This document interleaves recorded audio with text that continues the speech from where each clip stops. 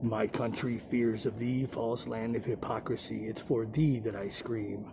Land where my grandfathers died because the great white father lied, then raped every mountainside, let the brass shells rain.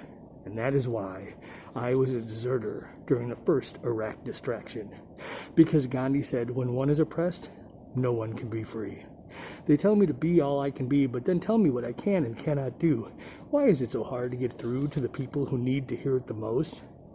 The host who invites his friends, then invades those who disagree.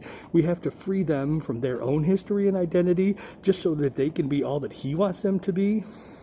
Freedom and democracy cannot be delivered from the barrel of a gun.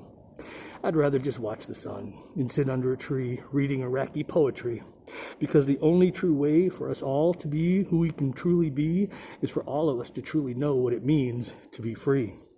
Yes, sir. No, sir. Tell me where to go, sir. Tell me who to kill, sir. I've got no free will, sir. So I gave up that right to think for myself, put it up on a shelf when you decided that Halliburton needed new oil wells.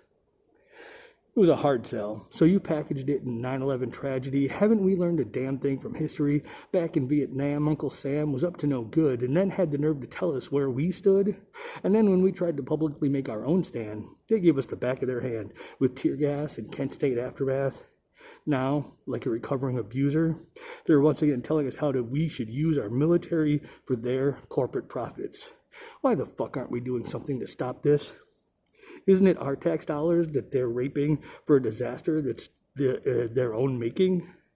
Yet we just sit silently by, watching mothers and wives and fathers and husbands cry as our strongest sons and daughters die, or come back in forms that we can't even recognize.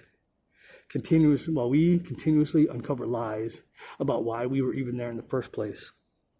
Should they give their blood, sweat, tears, and souls for a cause that amounts to nothing more than a recklessly planned black hole? You know what? Perhaps Nancy Reagan was right. The only way for us to truly see the light? Just say no. The climate of our social condition has dropped below zero.